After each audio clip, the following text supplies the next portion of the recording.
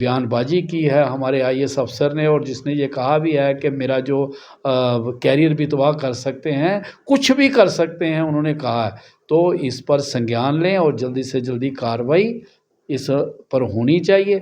और जस्टिस जो है, ये दोनों तरफ अब जस्टिस मिलेगा। ये जस्टिस सिर्फ अशोक परमार के लिए नहीं है, ये एक एलिगेशन लगाया उन्होंने हमारे एलजी साहब, माननीय एलजी साहब पर, माननीय चीफ सेक्रेटरी साहब पर भी।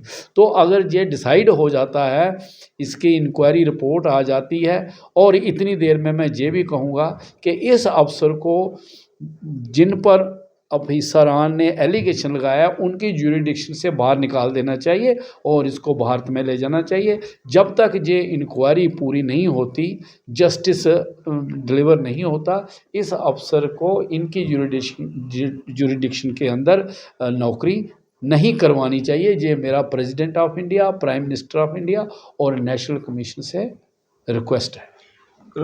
कलसोत्रा साहब, अगर हम बात करें दलित समाज से होना या ईमानदारी से अपना काम, अपना फ़र्ज़ निभाना, क्या गुनाह है?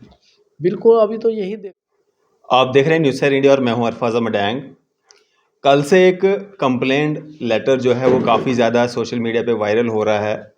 एक न्यूज़ आपने सुनी होगी, देखी होगी, जिसमें एक सीनियर आईएएस ऑफिसर जो है वो कंप्लेंट जो है वो नेशनल कमीशन में करते हैं, और कंप्लेंट के ज़रिए वो कहते हैं कि मैं एक दलित समाज से ताल्लुक़ रखता हूं, जिसका खामियाजा मुझे जम्मू कश्मीर में भुगतना पड़ रहा है।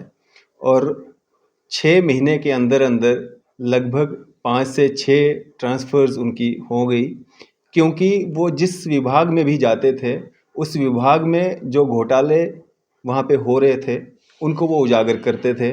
और सबसे बड़ा घोटाला जो नरेंद्र भाई मोदी जी का एक सपना था, हर घर नल, 2019 में उन्होंने ये स्कीम लॉन्च की थी, जिसमें सिर्फ जम्मू कश्मीर में जो है 3000 करोड़ रुपए का घोटाला जो है वो सामने निकाला इन सीनियर आईएएस ऑफिसर ने। बातचीत करेंगे हम, आर के कलसोत्रा जी हमारे साथ मौजूद हैं। सर, आज आपने इसी मुद्दे पे जो है प्रेस कॉन्फ्रेंस भी की है।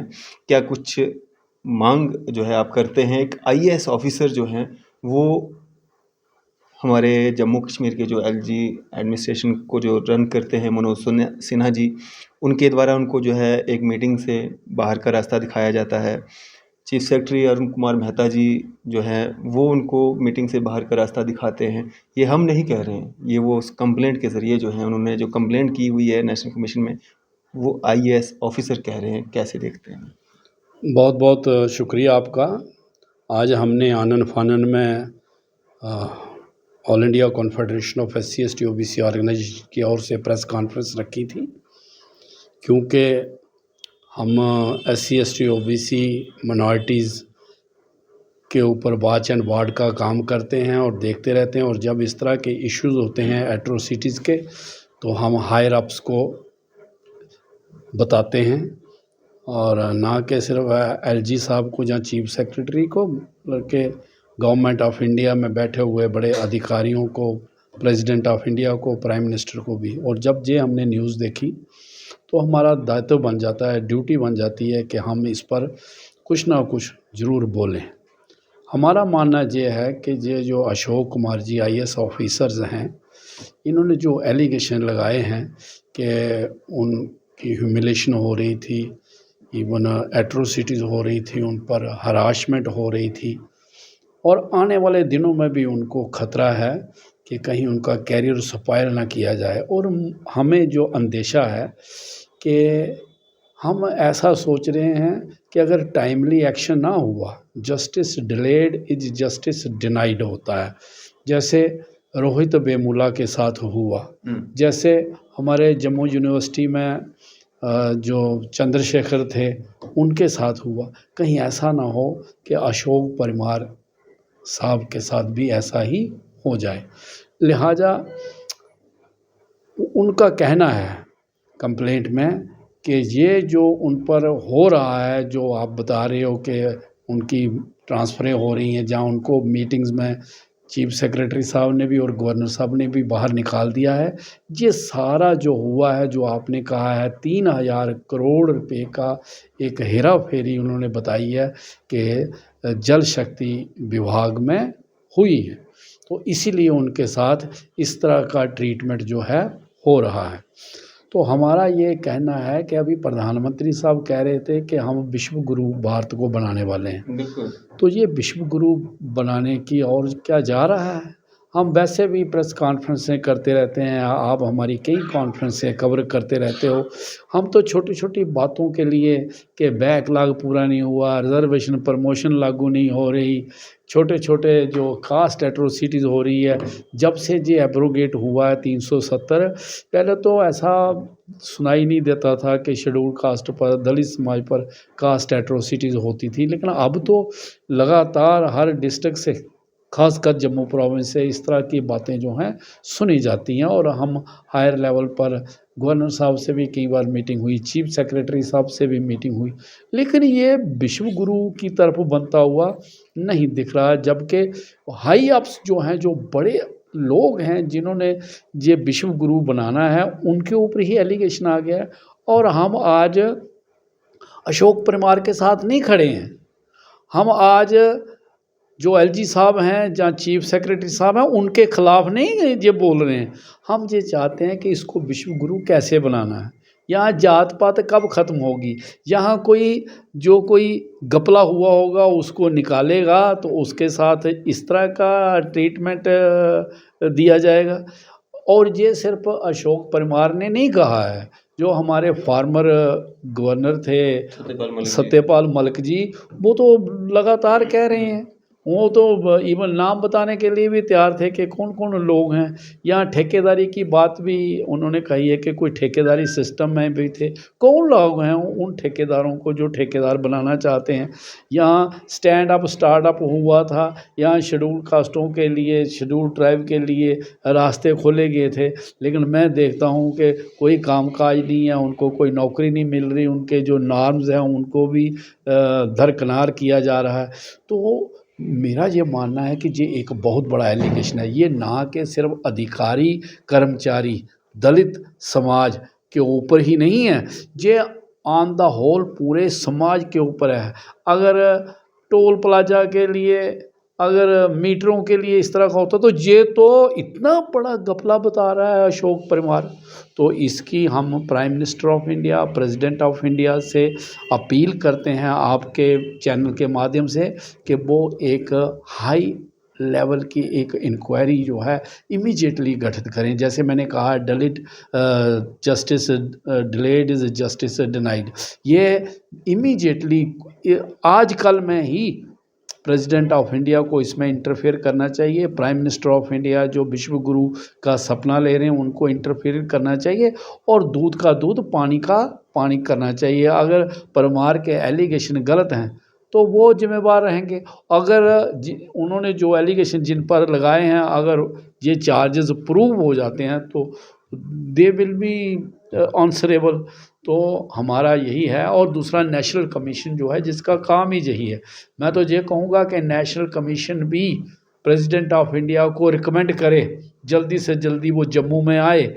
हमारी जो जम्मू कश्मीर की अंजू वाला जी हैं, one of the member, plus पूरे कमीशन से चेयरमैन साहब से हम कहते हैं कि वो जम्मू में आएँ, और ये जो मसला है, ये जो बयानबाजी की है हमारे आईएएस अफसर ने, और जिसने ये कहा भी है कि मेरा जो कैरियर भी तबाह कर सकते हैं, कुछ भी कर सकते हैं उन्होंने कहा है, तो इस पर संज्ञान लें और जल्दी से जल्दी कार्रवाई इस पर होनी चाहिए। और जस्टिस जो है, ये दोनों तरफ अब जस्टिस मिलेगा। ये जस्टिस सिर्फ अशोक परमार के लिए नहीं है, ये एक एलिगेशन लगाया उन्होंने हमारे एलजी साहब, माननीय एलजी साहब पर, माननीय चीफ सेक्रेटरी साहब पर भी। तो अगर ये डिसाइड हो जाता है, इसकी इंक्वायरी रिपोर्ट आ जाती है, और इतनी देर में मैं ये भी कहूँगा कि इस अफसर को, जिन पर अफसरान ने एलिगेशन लगाया, उनकी ज्यूरिडिक्शन से बाहर निकाल देना चाहिए और इसको भारत में ले जाना चाहिए। जब तक ये इंक्वायरी पूरी नहीं होती, जस्टिस डिलीवर नहीं होता, इस अफसर को इनकी ज्यूरिडिक्शन के अंदर नौकरी नहीं करवानी चाहिए। ये मेरा president of India, prime minister of India और नेशनल कमीशन से रिक्वेस्ट है। कुलसोत्रा साहब, अगर हम बात करें दलित समाज से होना या ईमानदारी से अपना काम, अपना फ़र्ज़ निभाना, क्या गुनाह है? बिल्कुल, अभी तो यही देखा जा रहा है जी। हम पढ़ते हैं, देखते हैं सोशल मीडिया, कहीं रेप हो रहे हैं, कहीं मूछें नहीं रखने दी जाती, कहीं मकान नहीं दिया जाता। तो ये सारी चीज़ें जो हैं, ये दिखती है कि ये विश्व गुरु बनने वाला नहीं है, ये जात पात का देश बनने वाला है, जो पहले भी जात पात पर था। तो लिहाजा मेरी ये आपका सोशल मीडिया देखने वाले तमाम लोगों से अपील है कि भाई इस देश को कास्टलेस सोसाइटी बनाओ, और अगर कोई ऐसा एलिगेशन आता है तो इस एलिगेशन को प्रूव कराने में भी आप लोग आगे आएँ, तभी ये देश जो है विश्व गुरु बनेगा। इस तरह से एक सीनियर आईएएस ऑफिसर के जो इल्ज़ामात हैं, इतने बड़े ऑफिसर के द्वारा जो इल्ज़ाम लगाए गए हैं, इससे आम जनता पे इसका क्या इफ़ेक्ट पड़ेगा, असर पड़ेगा? और अगर एक इतने बड़े ऑफिसर की सुनवाई नहीं है, तो आम जनता की या दलित समाज की कितनी सुनवाई होगी? मुझे जब ये लेट कल मालूम पड़ा है, और मैंने अपने बुद्धिजीवियों से चर्चा किया है, और इन मेजॉरिटी लोगों से चर्चा की है, और डरे हुए हैं, सहमे हुए हैं। ख़ासकर जो दलित अधिकारी कर्मचारी हैं, या ये पूरा वर्ग जो है, ये डिस्ट्रेस में है कि ये आखिर कब तक हमारे साथ जो है अन्याय होता रहेगा। ये कैसे इतने बड़े ऑफिसर ने इतने बड़े एलिगेशन लगा दिए, इतने बड़े लोगों के खिलाफ एलिगेशन लगा दिए। तो मेरा ये एक रिक्वेस्ट रहेगी समाज के बुद्धिजीवियों से कि इस केस को एक एजेंडा बना देना चाहिए समाज ने। ये सिर्फ दलित समाज की बात नहीं है, ये हमारे पूरी रियासत की बात है, यूनियन टेरिटरी की बात है, पूरे देश की बात है।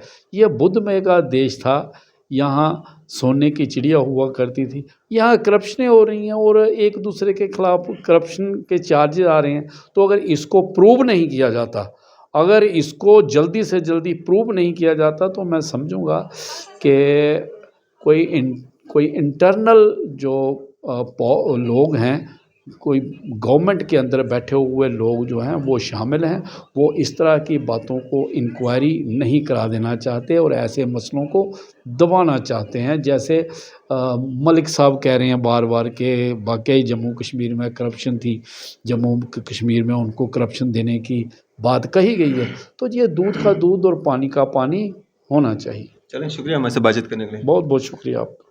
तो जिस तरह से एक सीनियर अधिकारी, आईएएस अधिकारी के द्वारा जो है कंप्लेंट जो है वो नेशनल कमीशन में की गई है, और उन्होंने ये साफ तौर पे कहा है, एक दलित समाज का होने के कारण और एक ईमानदारी से अपना फ़र्ज़ निभाने के कारण जो है उनको कहीं न कहीं हरासमेंट किया जा रहा है, बार बार उनको परेशान किया जा रहा है। अब आता समय ही बता पाएगा कि इस पे जो है किस तरह की इंक्वायरी बिठाई जाती है, किस तरह का जो इस पे क्या रिपोर्ट्स जो हैं वो बाद में सामने आती हैं। फ़िलहाल आज की अगर हम बात करें, आज किसी भी मुख्य जो हमारे अखबारात रहते हैं, पेपर्स रहते हैं, वहाँ पे कुछ इस तरह का देखने को नहीं मिला। हालाँकि एक सीनियर अधिकारी के द्वारा जो है ये कंप्लेंट की गई थी, और अगर एडमिनिस्ट्रेशन, एलजी एडमिनिस्ट्रेशन की तरफ से भी कोई स्पोक्स पर्सन जो होगा एलजी एडमिनिस्ट्रेशन का, वो भी अपना पक्ष अगर रखना चाहते हैं न्यूज़ शहर इंडिया के माध्यम से, हम उनका पक्ष भी जो है वो जानना चाहेंगे।